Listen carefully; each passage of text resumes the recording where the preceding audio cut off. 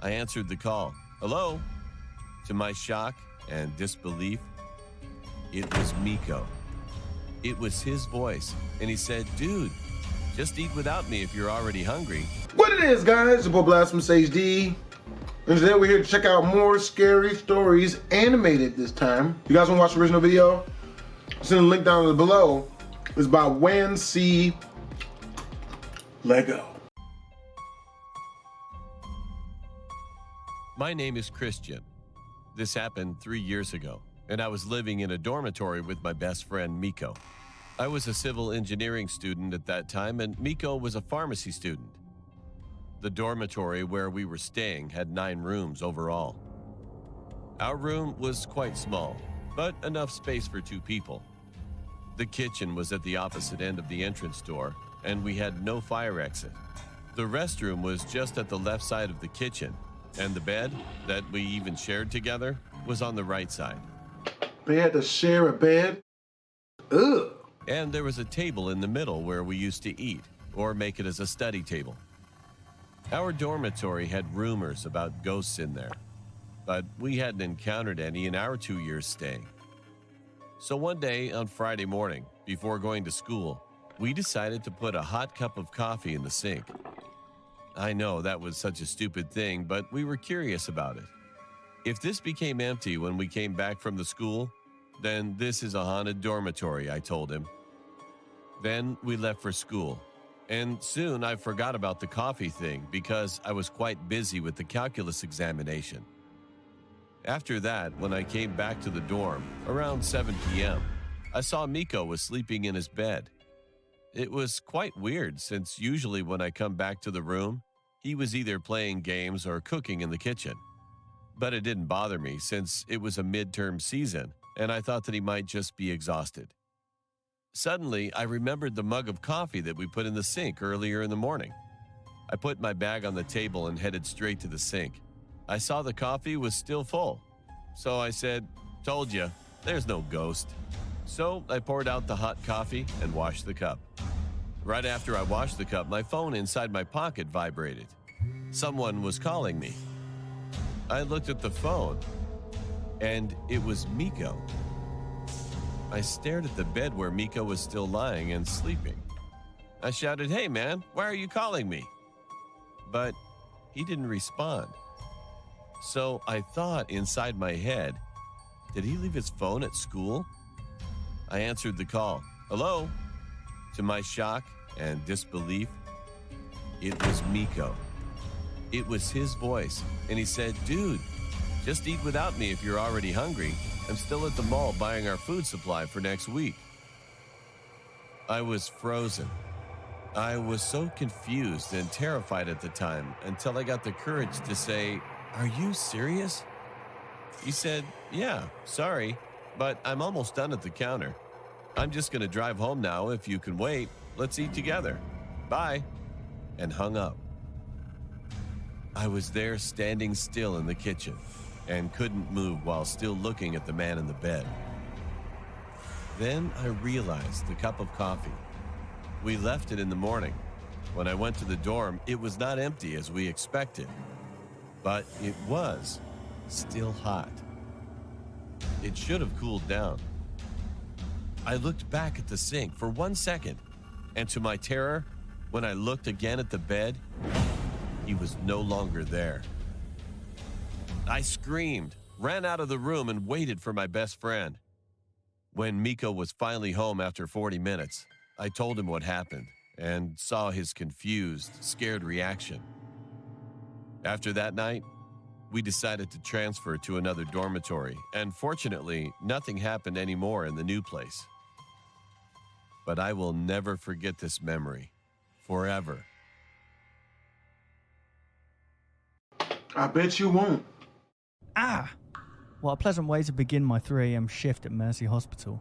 The first thing I did as I sat down was cut my finger. It was a paper cut. And despite working at one of the largest hospitals in the state, I couldn't find a single band-aid laying around. I sucked on my index finger like a vampire while I scrambled my desk for that band-aid. I found one. Purple. I'm a hospital receptionist, and all that means is I greet visitors, make appointments, and look nice. Well, as nice as a 30-year-old man who hasn't slept in hours can look. That night, as we call it, it was just me and a few nurses on the floor. Other than that, it was ghost quiet, except for the heavy rain. I sat back on the cheap recliner chair all receptionists get the honour of using. While adjusting my band-aid, I listened to the television mounted on the corner of the ceiling as it broadcasted a seemingly important message. Authorities say the woman was last seen on Cedar Avenue. I looked up to see if the television was showing any images of this strange woman. None.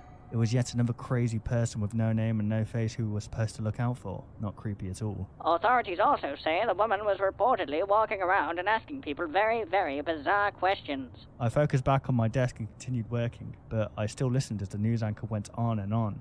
She continued. The following statement was issued by an unidentified government official. Listen carefully, folks. Whatever she asks you, answer no. Do not, under any circumstances, answer yes. Officials won't comment further as to why, citing security clearance. Please are asking that you immediately call 911 if you deem anyone suspicious. I thought that part of the coverage was quite odd, but I wasn't sure anything could scare me anymore. Working here at the hospital, I thought I had seen it all. At the flash of the ruby red ambulance lights, I've seen people come in with severed arms, legs, fingers, people who somehow managed to scoop out their eyes, failed suicide attempts, and much, much more. You get used to it. My head was practically sunk into my desk as I filled out paperwork. That's when I heard something very subtle. Initially, I heard it coming from the front doors, the entrance. The automatic doors opened and closed, slamming against each other and sounding an obnoxiously loud thud each time. The very dim lighting I had surrounding my desk flickered incessantly. "Hello?" I called out, seated behind the safety of my desk. Only the whistling wind responded. "Hello?" I called out again. I felt obligated to check if someone was there, especially since it might have been someone who was injured and needed our attention. I reluctantly picked myself up from my chair and walked over to inspect. I nearly slipped and cracked my head open as the entrance floor was almost flooded from the rain. I noticed footsteps, wet shoe marks that seemed to come inside the hospital and then back out. I stood near the doors, poking my head outside, and looked.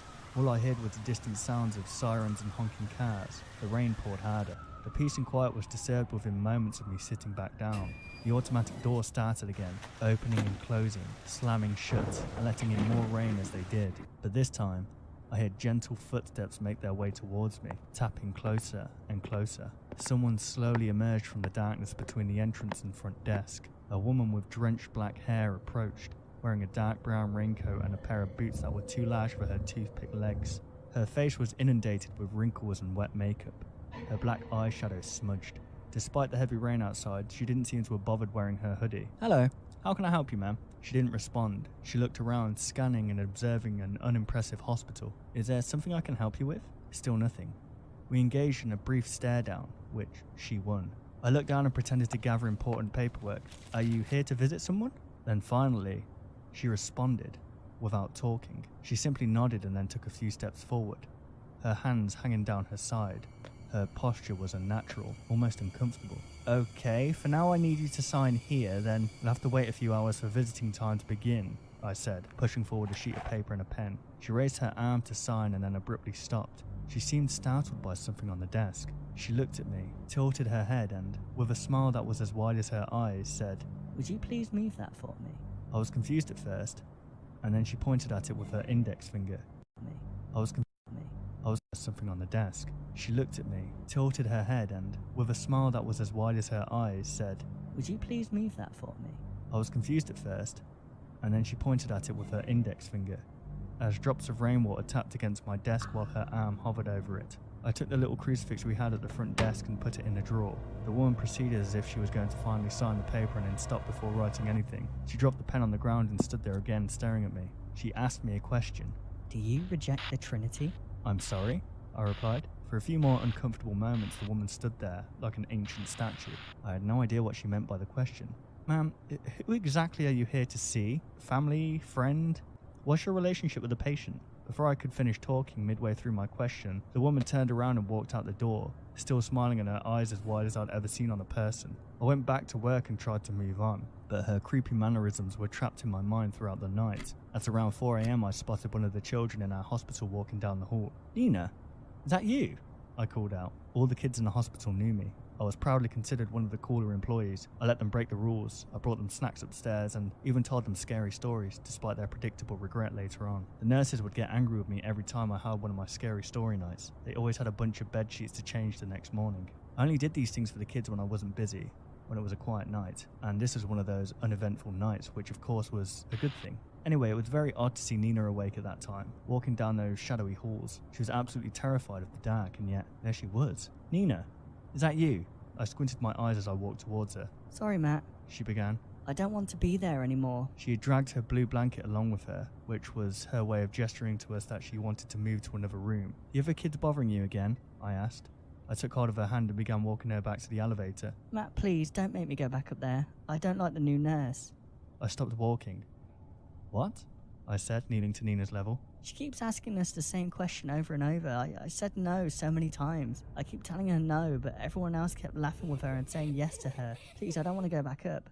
Nina's words immediately played flashbacks inside my tired, overworked mind. Something about a strange woman going around and asking even stranger questions. I didn't pay enough attention to that broadcast to notice the woman, but even if I had, I thought she had left the hospital. I ditched the elevator and ran up a flight of daunting stairs, stomping against each step with all the force I could muster. I probably woke up all those sleeping employees. I was so loud. I opened the door to the children's room and couldn't believe my eyes. I checked each room, each one on each floor. I woke up my co-worker nurse and asked about the children. She couldn't find them either. We looked everywhere and put the hospital on lockdown.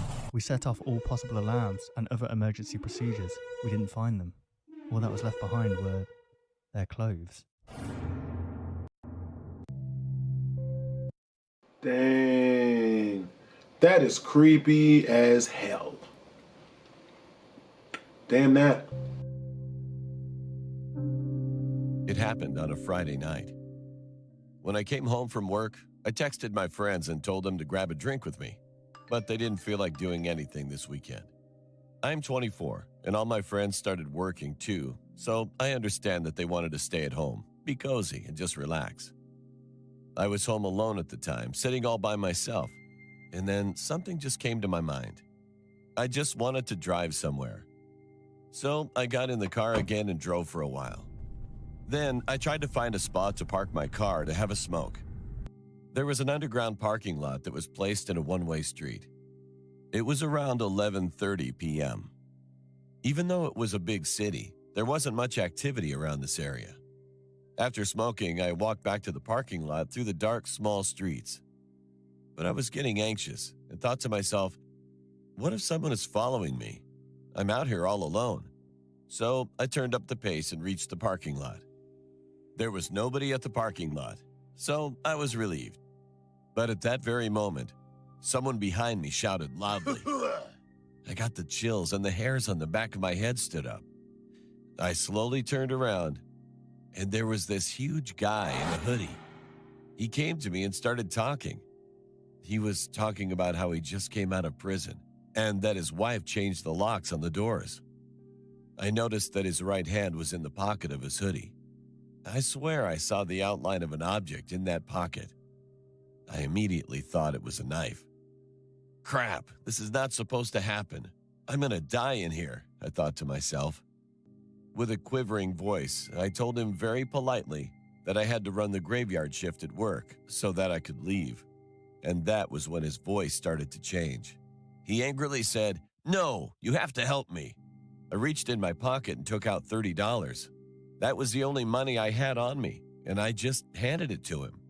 He took the money, but became angrier and shouted, "Hey, man, is this the only money you've brought?" He took another step and was much closer to me. But what happened next was a miracle. A loud sound came from a door that was shut outside the parking lot. He got distracted and turned his head around, and that is when I rushed to the elevators. It was a separate room which was only accessible to people who parked their cars there, because the door could only be opened with the parking receipt. I got into the elevator safely, but then I heard his loud footsteps behind me. I ran to my car, got in, and started it. I slowly pulled up to the gate, and it opened. Although I could see the guy charging at me when I tried to get out of the parking lot, it was too late for him. I stepped on the gas and drove away as fast as I could, and it only took me 15 minutes because I was using too much gas. Damn that. I'd have drove straight through that little, you know what I mean, thing that's supposed to stop you there so you can show your ticket. Damn that. I went straight through that. Absolutely not. I can't stop thinking about what would have happened if that door outside the parking lot wouldn't have made that loud noise. Oh, I bet. Well, with that being the case, hope you guys enjoyed the video. If you did, make sure to comment, like, and subscribe. It's your boy Blastphamoushd. If you guys want to watch the original video, the link's in the description down below. Sometimes, twizzles.